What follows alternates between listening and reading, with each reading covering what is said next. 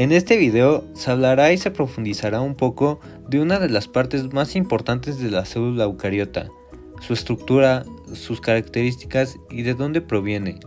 Para esto se elaboró una maqueta que se podrá ver mientras te narro algunas cosas de la mitocondria. Para empezar a hablar de la mitocondria, tenemos que reconocer cuál es su función. Su función es la producción de energía y sintetización de ATP. Y para entender cómo funciona, tenemos que ver partes de su estructura. Empezaremos por hablar de la membrana interna y la membrana externa. Empezaremos hablando de la membrana externa, que es muy parecida a las membranas de las células, y esta está formada por una bicapa de fosfolípidos. También cuenta con enzimas y proteínas que regulan lo que hay dentro y fuera de las mitocondrias. Una de estas proteínas es la porina, y son las que no permiten el paso de las moléculas grandes, solo el paso de las moléculas chicas como azúcares y iones. En la membrana interna tiene ciertos pliegues llamados crestas mitocondriales, y ahí se lleva a cabo el intercambio de electrones.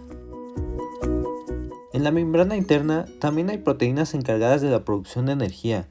Una de las más importantes es la ATP sintasa. En el interior de la membrana interna se encuentra la matriz mitocondrial, y es aquí donde ocurren la mayoría de reacciones importantes que pasan en la mitocondria.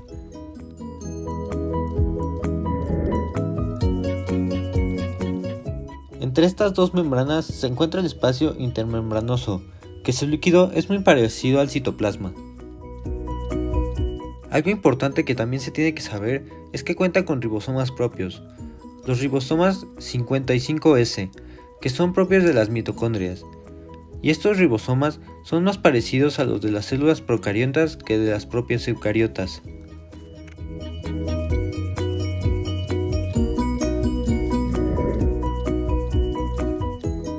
También la mitocondria cuenta con un cromosoma circular, que es el que almacena la información para que la mitocondria se pueda dividir y cumpla otras funciones.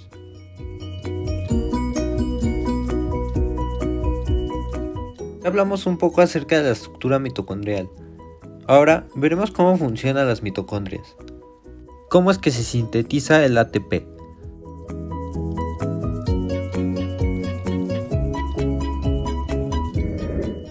¿Qué es un ATP? Un adenosín trifosfato es un adenosín con 3 fosfatos, que cada 2 fosfatos hay un enlace de alta energía, que si quitamos uno, se convierte en un ADP y se libera muchísima energía. Pero cuando se quiere unir un fosfato con un adenosín difosfato, un ADP, se hace almacenando energía en estos enlaces gracias a los procesos que vamos a ver.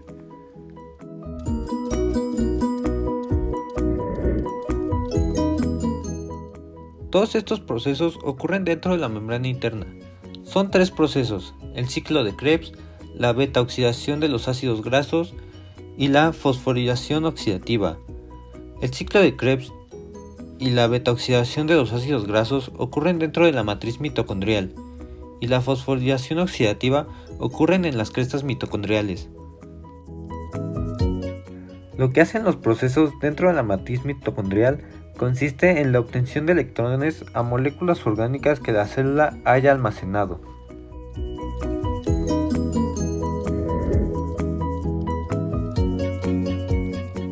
El proceso de la fosforilación oxidativa consiste en la cadena de transporte de electrones, en la cual se usa la ATP sintasa, que ya se había mencionado.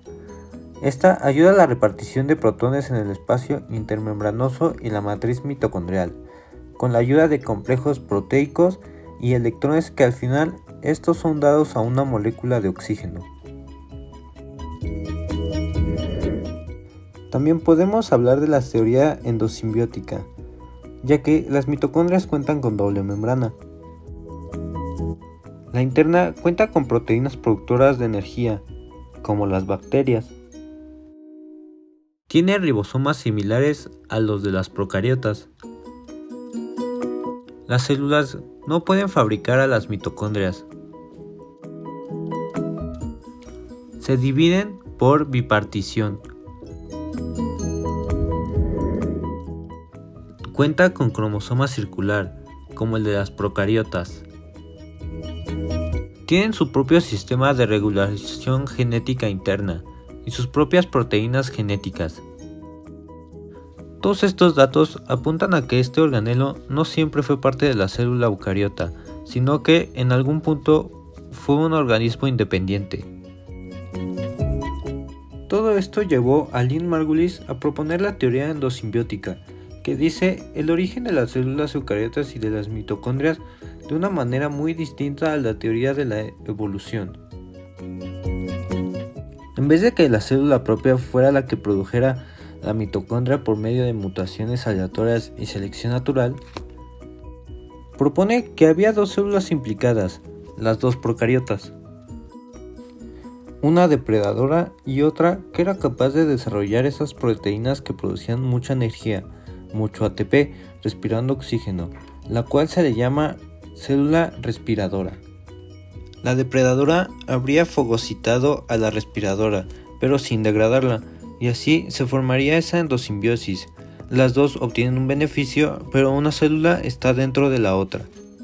Estos beneficios son que la célula respiradora, al estar dentro de la célula depredadora, estaría más protegida y recibiría todos los nutrientes de la célula depredadora. Y la célula depredadora recibiría todo el exceso de ATP y de energía que produce la célula respiradora. Aunque se cree que este es el origen de las mitocondrias, hoy en día estas no pueden sobrevivir sin estar dentro de una célula, pero en algún momento sí que fue una bacteria independiente.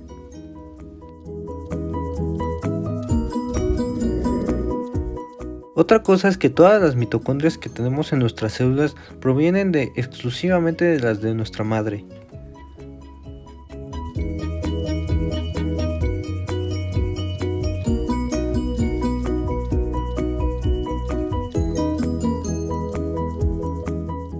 Lo que se trató de expresar con esta maqueta fue la estructura de la mitocondria. El refractario representa la membrana externa. El foamy amarillo representa la membrana interna y se le hicieron los dobleces como si fueran las crestas mitocondriales. Las bolitas rosas representan el ATP. Las bolitas verdes representan los ribosomas 55S, que son hechos exclusivamente para las mitocondrias.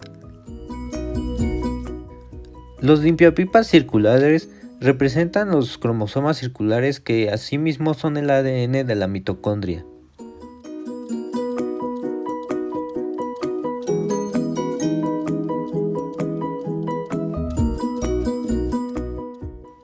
Vamos a dar una recapitulación de los puntos dados en este video. Se habló de la estructura de la mitocondria, de la membrana externa e interna, de los ribosomas propios y del tipo de cromosomas que tiene, y de algunas funciones de cada una de estas. También se habló un poco de lo que es el ATP y los procesos que ocurren para la síntesis de ATP y de energía, como ciclo de Krebs, la beta-oxidación de ácidos grasos y la fosforilación oxidativa. Posteriormente, se profundizó más en la teoría endosimbiótica, postulada por Lynn Margulis, que habla del posible origen de las mitocondrias, del beneficio dentro de la célula eucariota y de los beneficios que la célula eucariota le proporciona a la mitocondria. Finalmente, se habló un poco sobre de dónde provienen las mitocondrias de nuestras células.